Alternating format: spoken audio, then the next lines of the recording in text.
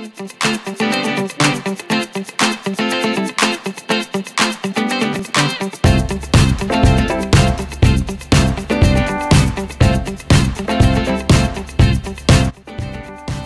I told you, my friends, that there's going to be 25 hours in the Jewish calendar over the year where you cannot eat, you cannot drink, no food, no water, no coffee, nothing, you would say, this has got to be the worst day of the year. We're commemorating some terrible event, some pogrom, Inquisition, Holocaust, something really bad happened this day, and we want to remember that. And I'll tell you, you're wrong. Because Yom Kippur is the happiest day of the year. And Yom Kippur is also a day where we don't eat anything. And that begs the question. If it's a happy day, if it's a day of celebration, if it's a day of atonement, as the verse tells us, it's a day of atonement. It's a day of forgiveness. It's a day of purity. Why are we fasting? Why are we causing pain to ourselves? We don't believe in self-flagellation. We don't believe that taking a physical beating is somehow going to improve our spiritual standing. So why are we fasting Yom Kippur? That's a very good question, and a question that croaks in many a stomach Yom Kippur afternoon. And to get an answer to this question, we have to understand a little bit of the construct of our body and soul. The Talmud tells us that man's soul, if you just look at soul, without a body, without physicality, is like an angel. Totally pure. Cognizant of God, knowledgeable of the entire Torah, sees one end of the world to the other end of the world, which is a metaphysical being, a metaphysical state of just knowledge. And on top of this wonderful, pure soul, we have a body. And a body is very base, it's very physical, comes from the ground, it goes back to the ground. Right? And it drags us down. And our soul wants to accomplish so much, wants to shoot for the stars, and our body is holding it down. And this reality, this friction, this tension is really the challenge of our lives. We have a soul that wants to just accomplish so much, wants to reconnect with its roots, wants to get close to God, wants to have that pure spiritual experience that it is accustomed to, and our body just wants to just drag it down. Our body is from the earth and wants to stay there. It wants to deal with base pleasures and settling for the lowest and simplest pleasures in life. So this challenge, this conflict exists throughout the year. On Yom Kippur, we're told, Yom Kippur is a day where our physicality is temporarily removed. The Talmud tells us that the word Hasatan, the Satan, the Satan, the influence of our body, is gematria, has a numerical value of 364. Now 364 is 1 less than 365.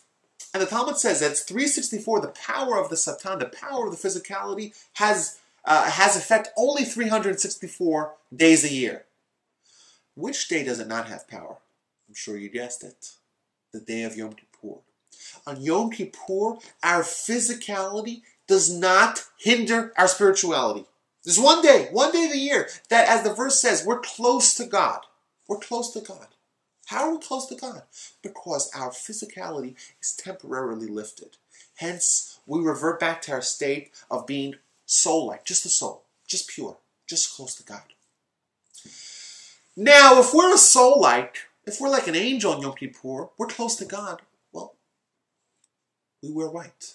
White's the color of purity. Customarily, the Jews were always, for years, for millennia, were wearing white.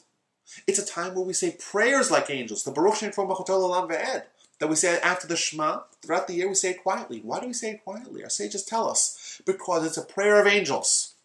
And you don't want to be caught saying the prayer of angels, so you whisper it. But at Yom Kippur, we're like angels. We don't have the physicality. Our souls are untethered. We say it aloud, Baruch Shem Kol Malchuto L'Olam V'Ed, without any fear of retribution. And additionally, on Yom Kippur, we don't need to eat. We're not causing pain to ourselves. We're not trying to torment ourselves. We're not trying to suffer. No, we're above that. In a certain sense, our physicality is weakened to such a point we're just spiritual. We don't need to eat. We're above that. Now, this reality kind of sheds light of the opportunity of Yom Kippur, an opportunity that we had better not squander. an opportunity that comes around only once a year. An opportunity in one day to change our lives in such a capacity that is unrivaled by any other day, or perhaps by the entire year. Perhaps on Yom Kippur we can change ourselves more with a concerted effort than we could do throughout the entire year. How so? Well, like we mentioned, it's a day where our physicality is lifted. Our physicality is what's holding us back from God. If one day the power, the effect of our physicality is limited, well, we could just keep on running with nothing holding us back. It's a day where the prison doors, so to speak, are lifted, and the shackles that were holding us back are temporarily removed. We could just run. Our soul is just unleashed, and everything that we want, everything our soul wants, it could attain in this day, and that will affect it throughout the whole year. But after these 25 precious hours are done, what happens? The bonds and the shackles and the physicality descends upon us once again. So we eat. Yeah, of course we eat. We need to eat. We're physical beings once again. But this kind of sheds light of our responsibility, or not responsibility, but the opportunity. The opportunity of Yom Kippur comes once a year. And it's such an opportunity that everything we want, all our spiritual goals are within reach. We're not hindered at all. Our connection with God is not muzzled at all. Let's hope that we take this opportunity to really accomplish a lot of Yom Kippur. Yeah, we'll be hungry. Yeah, it's not easy. Yeah, our stomach is grumbling. But spiritually, we could soar. Let's take this opportunity. Let's soar. Let's maximize it. Let's have a wonderful Yom Kippur. The food could wait. We'll survive. We'll all survive 25 hours. But hopefully, the spiritual impact will last throughout the whole year.